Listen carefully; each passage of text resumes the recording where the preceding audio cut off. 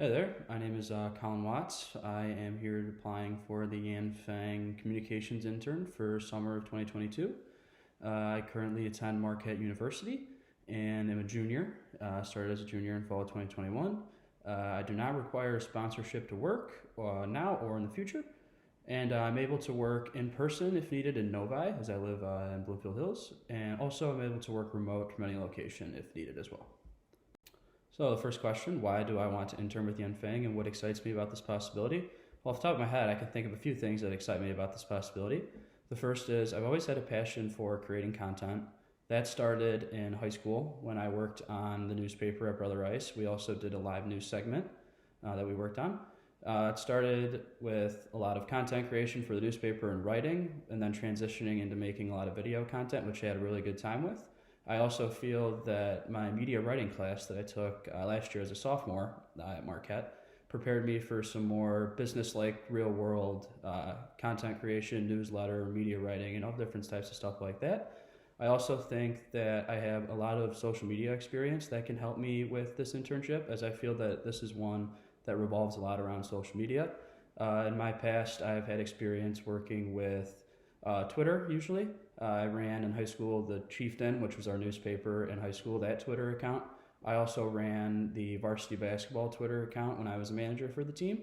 And then at college, Marquette, I worked as a student manager with the men's basketball team and also ran the Marquette University men's basketball student manager Twitter account, which was a fun time. And then I also feel that my qualifications to carry out this job and competencies are very good. I feel like my IT experience working at Marquette has helped me learn a lot more about technology, such as Microsoft Suite. And I feel like I have a greater knowledge of technology on a broader spectrum that I feel like I can bring to the table and help out everybody. Next up, what makes a good coworker in my opinion? Well, there's kind of three things that I narrowed it down to that I think make a good coworker. And the first one is having a positive attitude. I think coming into work every day, having a positive attitude, ready to attack the day is something that's very important to set the tone for what the work that you're going to do. And I also want to just have a positive attitude. And what I mean by that is someone that people want to be around and work with. I think that's very important. Next up is able to work with a team.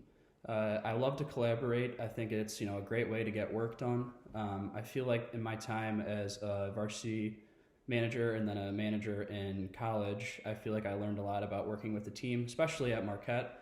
I was one of 12 managers during my time, and we all had to divide up tasks throughout the day and the week to make sure that the program ran smoothly. So I think that learning a lot about that and getting some experience working with the team was very helpful, and it kind of showed me the importance of being able to collaborate and contribute as a team.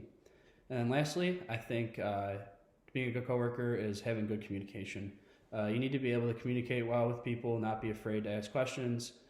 Face-to-face communication is obviously very important to me. I want to be able to talk in person, get my point across effectively, and make sure that we're all on the same page so we can run smoothly and figure out and finish what we have to do.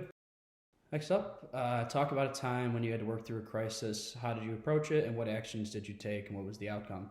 So throughout my life, I've been lucky. I haven't had to deal with many crises. But one thing that kind of stuck out to me was when I was a freshman in college, and I had to come home because of COVID. And like everybody else, we had to adjust. That was pretty hard. I had just moved into a new dorm and had just started, connecting with new people and making good friends after I had a pretty tough time my first semester.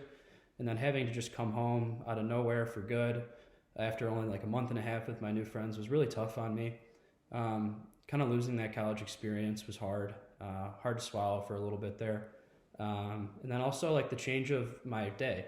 Usually I would be going to class, going to work, and now I had just been staying at my house, not seeing anybody, and just going online to class.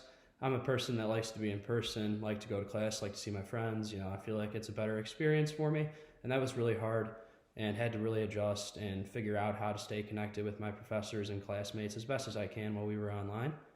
And also there was just a lot of less connectivity, I thought. I thought that, I wasn't able to see my friends as much as I wanted to. I wasn't able to, go out and have fun and really enjoy myself outside of the classroom, which was hard. And, a couple of years later, we're still going through it a little bit, but, adjusting to, life now after COVID has definitely been something interesting, but staying together now, I've definitely put more importance on, staying connected to people, checking up on family and friends, making sure they're all right, and just overall making sure that we stay connected even when we can't. And now the last question here, talk about a time where you had trouble getting your point of view across effectively, what contributed to this, and what have you learned from this experience? So I can't think of a specific time where I had trouble getting my point of view off effectively, but I will say in my time working with the IT department at Marquette, there's definitely been a few times where I've had struggling to get my point of view across to customers who are reaching out for technology help. More specifically, like the older crowd who are, a little bit more technologically challenged than others. Which is sometimes kind of hard for us as IT help desk analysts. Something that I do to approach that when this happens, kind of like just, take a deep breath, have the customer take a deep breath. A lot of times they're pretty frustrated.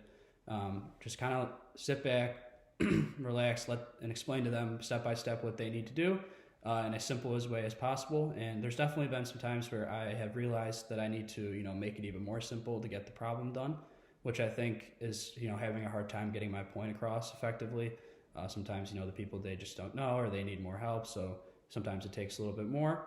And what I've kind of learned from that experience is that not everybody is going to, know everything. And, you sometimes are going to have to, help out people, walk them through some things. But at the end of the day, I feel like the satisfaction of solving their problem and making their day a little bit better is something that I've learned from, getting my point of view across ineffectively to effectively. And I just wanted to take the time here at the end to say thank you for the opportunity to do this one-way virtual interview. I really appreciate it and hope to hear from you soon. Thank you very much.